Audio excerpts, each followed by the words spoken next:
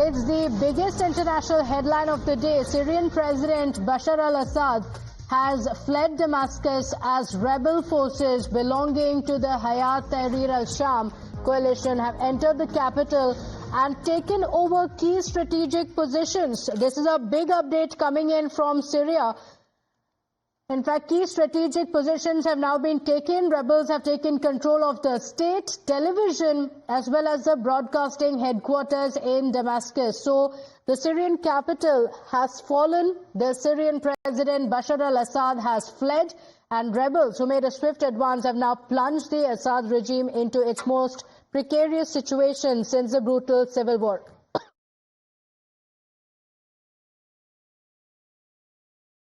This is after the uprising that we saw.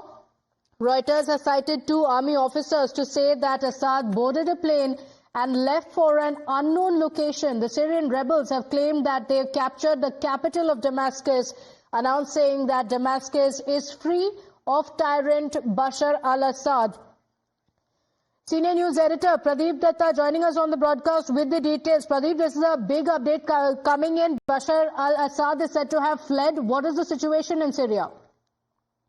Yes, Pratibha, you're absolutely right. For the last 13 years, the civil war was going on in Syria. And we have seen that in a lightning offensive that Islamist rebels have finally been able to capture Damascus. And you rightly said they have occupied all those strategic locations, including the broadcast center, and from where they have made an announcement that Bashar al-Assad has finally fled the country along with 3 children. And now this region is totally free of the tyrant. That's the announcement they have made. Because we have seen that for the last several years, this war was continuing, and they had been making repeated attempts to capture this area. So the announcement was made by none other than Hayat Tahrir al-Sham. This is basically an affiliate. This is an Islamist radical group, basically an affiliate of Al-Qaeda. And Mohammed Julani is the commander who had made this announcement. Because there are several videos here on social media also one can see. Even the Syrian army is seen running for the safety as these Islamist rebels took on this area. It was in 2000 when Bashar al-Assad had taken over the reins of the country in his hand when his father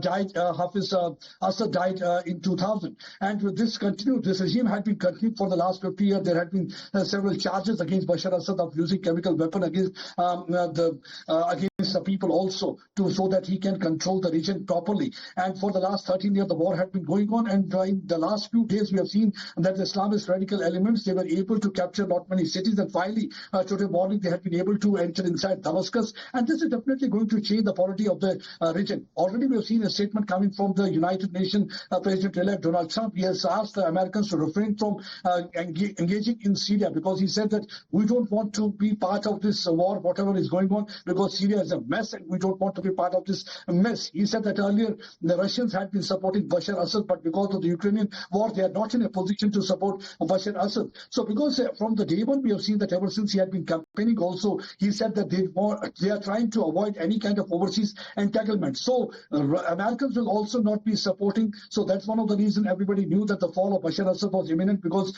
when Americans will not be supporting, the Russian support is already not there. So because Americans initially were fighting because they felt that this Hashim al-Tahrir al-Sham, this was an affiliate of Al-Qaeda that can be threatened to the United States of America. We have seen that even Obama had been supporting them initially, and that's one of the reasons that some of the American troops were still deployed in many of the places in Syria. But this is definitely going to change the politics of the Middle East. And right now the crisis appears, though this rebel Islamist group is saying that they are going to provide security to the people. They will ensure that coexistence is there and people do not face any kind of a problem. But let's see what really will happen, because whenever this Islamist regime has taken over any of the countries, initially they make tall promises, but later on the things are what you're saying. Let's see what kind of a situation will prevail in Syria region in coming days, how the things are going to unfold. All right, stay with us,